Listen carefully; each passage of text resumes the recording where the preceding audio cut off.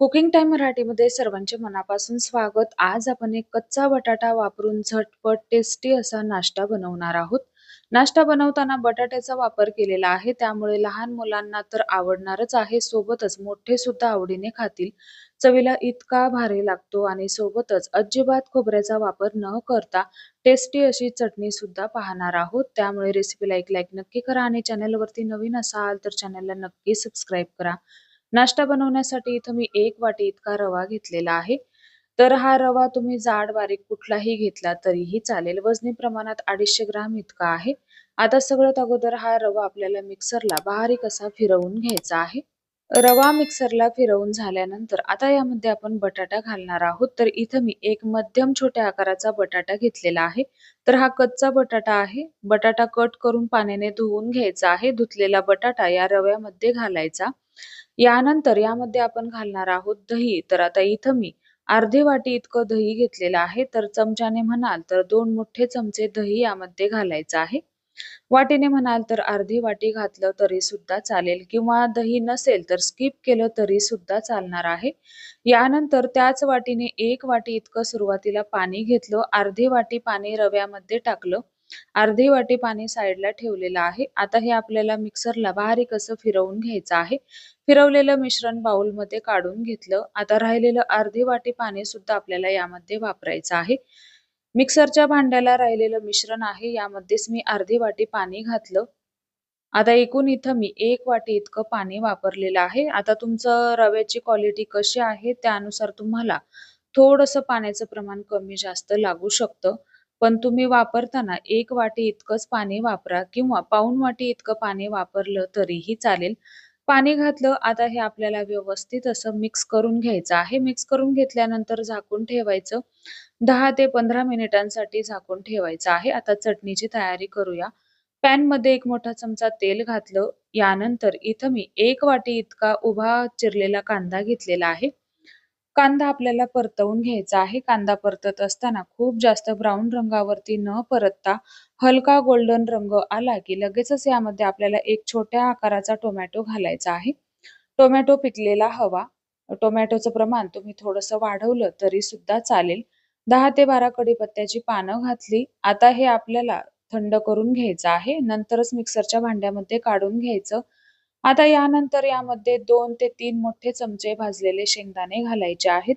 चवीनुसार मीठ घालायचं आहे. अर्धा चमचा बेडगी मिरची पावडर घातली. अर्धा चमचा साखर घालायची आहे. आता यामध्ये गरजेनुसार पाणी घालून ही चटणी आपल्याला बारीक मिक्सरला फिरवून घ्यायची आहे. तडका देऊन घेऊया. तडका पॅनमध्ये 1 ते 1.5 चमचा तेल घेतलं. तेल छान कडकडीत गरम झालं. 1 चमचा मोहरी, अर्धा चमचा जिरं, पाव चमचा हिंग घातलं. आता हा तडका आपल्याला या चटणीला देऊन घ्यायचा आहे. अतिशय साधी सोपी पद्धत आहे, पण ही चटणी अतिशय चवीला भन्नाट लागते. एकदा नक्की बनवून पहा. चटणी तयार झाली. आता आपलं नाश्त्याचं मिश्रण सुद्धा व्यवस्थित असं भिजलं गेलेलं आहे. यामधला रवा व्यवस्थित भिजला गेला. चवीनुसार यामध्ये मीठ घालायचं आहे. आता इथं मी काही भाज्या घेतलेल्या आहेत. एक छोट्या आकाराचा कांदा बारीक कट करून घेतला. 2 हिरव्या मिरच्या बारीक कट करून घेतल्या. अर्धं छोटं गाजर किसून घेतलं. अर्धी छोटी शिमला मिरची बारीक कट करून घेतली. भाज्यांचं प्रमाण तुम्ही आवडीप्रमाणे कमी जास्त करू शकता किंवा तुमच्या आवडीच्या भाज्या यामध्ये तुम्ही वापरू शकता. भाज्या घातल्या. आता मुठभर यामध्ये बारीक चिरलेली कोथिंबीर घातली. आता आपला नाश्ता छान जाळीदार, मऊ लुसलुशीत व्हावा यासाठी पोहे खायचा छोटा चमचा, अर्धा चमचा इतका मी यामध्ये खाण्याचा सोडा घातला. सोडा घातल्यानंतर हे आपल्याला व्यवस्थित असं मिक्स करून घ्यायचं आहे. आपलं मिश्रण नाश्त्यासाठी रेडी आहे. इकडे गॅसवरती मी कढाई ठेवलेली आहे. कढाईमध्ये आपल्याला थोडंसं तेल घालायचं आहे. याऐवजी तुम्ही तूप वापरलं तरी सुद्धा चालेल. कढई सुरुवातीला कडकडीत गरम करून घ्यायची आहे. नंतर तेल घालायचं आहे. नंतर नाश्त्याचं मिश्रण घालायचं आहे. तर इथं मी 3 ते 4 पळ्या इतकं मिश्रण घातलं. आता गॅसची फ्लेम बारीकच आहे. यावरती झाकण ठेवायचं आहे. एका साइडने नाश्ता व्यवस्थित असा शेकला गेला की दुसऱ्या साइडने आपल्याला हा नाश्ता शेकवून घ्यायचा आहे. भाजून घ्यायचा आहे. आता इथं तुम्ही जर का नॉनस्टिकचं भांडं वापरलं तर अतिउत्तम किंवा तुमच्याकडे नॉनस्टिक नसेल, ट्रायप्लायचं भांडं नसेल तर याऐवजी तुम्ही ॲल्युमिनियमची कढई वापरली तरी सुद्धा त्यामध्ये हा नाश्ता अतिशय छान होतो. तर आपला नाश्ता तयार झाला. दोन्ही साइडने आपल्याला हा नाश्ता भाजून घ्यायचा आहे. हा नाश्ता शिकवत असताना थोडासा जास्तीचा वेळ लागतो. एका साइडने 1 ते 1.5 मिनिटं, दुसऱ्या साइडने 1 ते 1.5 मिनिटं लागतात.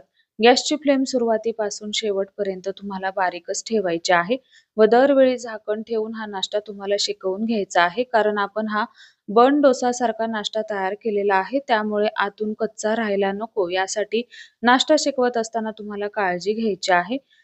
तेल वापरायचं नसेल तर ऐवजी तुम्ही साजूक तूप वापरू शकता. तर तयार झाला आपला भन्नाट टेस्टी असा नाश्ता. एकदा नक्की बनवून पहा, तुम्हाला नक्कीच आवडेल आणि लहान मुलं सुद्धा आवडीने खातील. चवीला इतका भारी लागतो.